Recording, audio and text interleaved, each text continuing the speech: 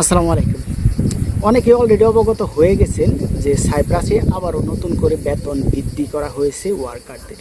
তবে তারপরেও বেতন বৃদ্ধি করার পরেও অনেকেই কনফিউশনে আছেন, সেটা সাইপ্রাসে যারা আছে তারাও এবং কি নতুন করে যারা আসবে তারাও কনফিউশনে আছেন যে যে বেসিক স্যালারিটা বর্তমান বৃদ্ধি করা হলো এটা কিন্তু বিশাল বড় একটা অ্যামাউন্ট বৃদ্ধি করা হয়েছে। এর আগে পূর্বে এত বড় অ্যামাউন্ট বৃদ্ধি করা হয়নি। আগে ছিল 37,000 প্লাস, অর্থাৎ 37,818 লিরা ছিল।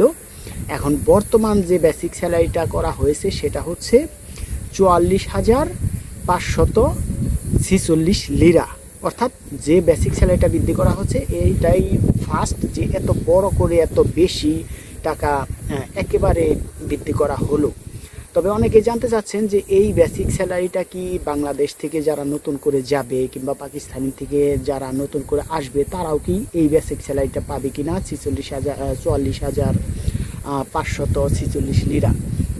আমি তাদেরকে বলবো ভাইজান, এটা হচ্ছে গভর্নমেন্টের ল, সেটা ওয়ার্কার নতুন হোক পুরনো হোক, যে কোম্পানি গভর্নমেন্টের ল মানবে সে অবশ্যই এই বেসিক স্যালারিটা দেবে। যে কোম্পানি গভর্নমেন্টের ল মানবে না সে কি করবে সেটা হচ্ছে আলাদা বিষয়, কিন্তু গভর্নমেন্টের ল অনুযায়ী 44,546 লিরা এটা সব ওয়ার্কারই পাবে।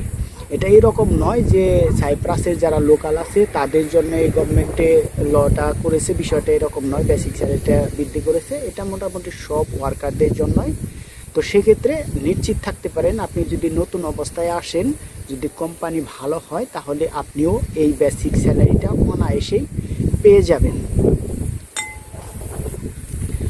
তারপর কিছু ভাই বাংলাদেশ থেকেই সরাসরি কমেন্টস করেছেন যে ভাইজান, মূলত যে বেসিক স্যালারিটা বাড়ানো হলো এটা কোন সেক্টরে বাড়ানো হয়েছে, কনস্ট্রাকশন, ফ্যাক্টরি নাকি কৃষিকাজ, কোন কোন সেক্টরের এই বেসিক স্যালারিটা দেবে, নাকি সব সেক্টরেই সেম স্যালারিটাই দেবে? আমি তাদের উদ্দেশ্যে বলতে চাই যারা এই ধরনের কনফিউশন আছেন, সেটা হচ্ছে মূলত সব সেক্টরের জন্যই এই বেসিক স্যালারিটা করা হয়েছে।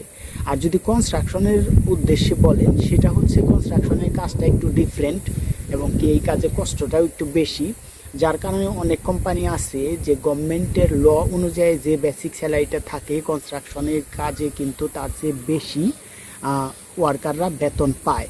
সেক্ষেত্রে আপনি যদি কনস্ট্রাকশনের হিসেব বাদ দেন, তবে নতুন অবস্থায় আসলে আপনি গভর্নমেন্টের যে রুলস অনুযায়ী যে বেসিক স্যালারিটা দেওয়া হবে কনস্ট্রাকশনে আসলেও সেই বেসিক স্যালারিটা পাবেন। মূলত এক কথাই সব সেক্টরেই এই বেসিক স্যালারিটা দেবে, তবে ডিফেন্স করবে কোম্পানির ওপর যে নতুন অবস্থায় আপনাকে 40,000 লিরা দেবে নাকি 2-4 মাস 1 বছর গেলে দেবে, সেটা কোম্পানির উপর ডিপেন্ড করে। কিন্তু গভর্নমেন্টের ল অনুযায়ী এই বেসিক স্যালারি সব সেক্টরেই পাবে। তো আশা করি বুঝতে পারছেন। চ্যানেলে নতুন যদি হয়ে থাকে অবশ্যই চ্যানেলটি সাবস্ক্রাইব করবেন। Thank you.